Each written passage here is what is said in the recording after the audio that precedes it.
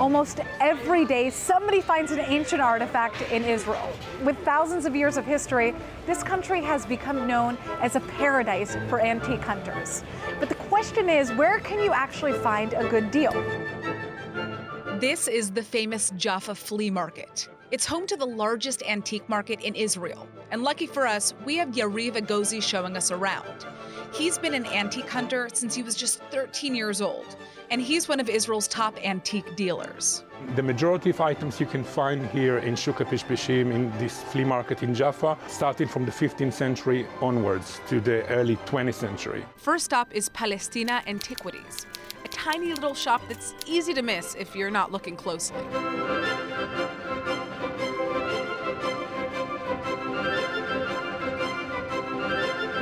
We've got everything from the first days of this country. In a place like this, you can be absolutely sure that what you see is what you get. This is a map of Palestine from 1835. It's a genuine one, and it costs roughly $200. I mean, it would cost you in any other auction house in Europe at least double. I would buy this.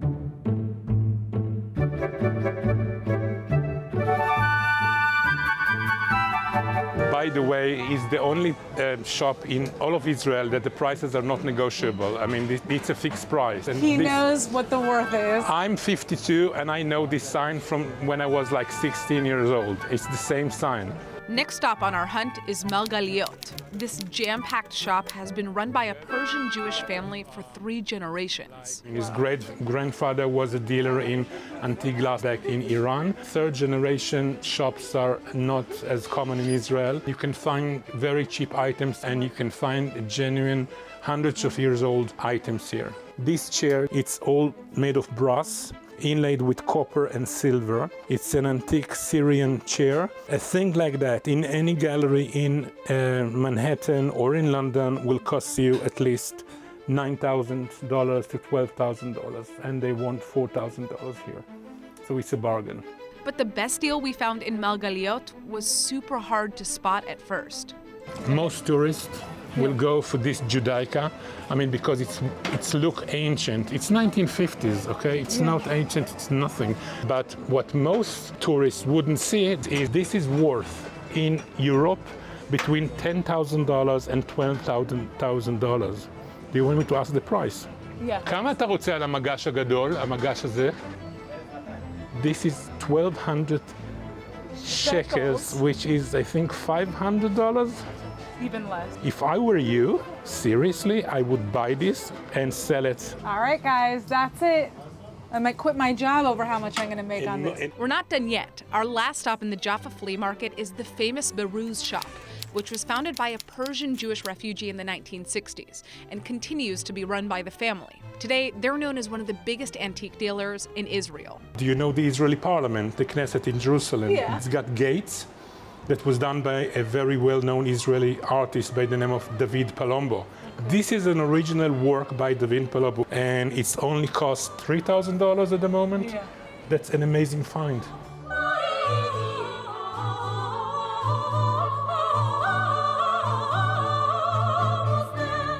I want to live here. This is an original late 15th century, early 16th century Persian copper for wine drinking. It's all made by hand. A piece like this was sold recently in Christie's for something around 3,000 pounds. And the asking price is $500. Now, if you're one of those antique hunters who doesn't want to have to sift through the junk in a flea market to find the real deals, the next best option is to go straight to an auction house. This is our auction house. Every month we get in around 1,000 items from all around Israel, starting from antiques, jewelry, Islamic art, carpets, furniture, and even contemporary art. Yariv runs his own auction house in central Israel, and every day people from around the country drop off relics on consignment, like this lawyer. He helps Jewish families reclaim personal art collections that were stolen by the Nazis during World War II.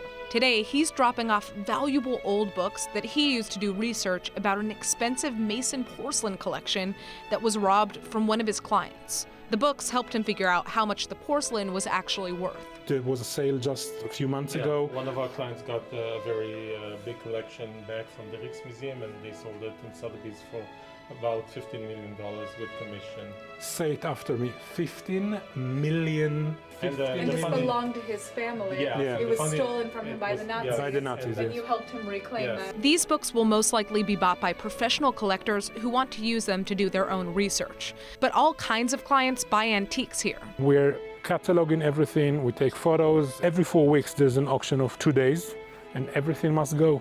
Antiques at the moment are so cheap and so affordable that you can practically buy anything you want. For the same amount of money you spend in IKEA for something that in 2 years' time will be in the garbage, you can buy genuine antiques. This is a true passion of mine. I think that if you're doing these kind of things, you have to love art, truly love it. That's an amazing pieces of world history, and I'm blessed to deal with those kind of things.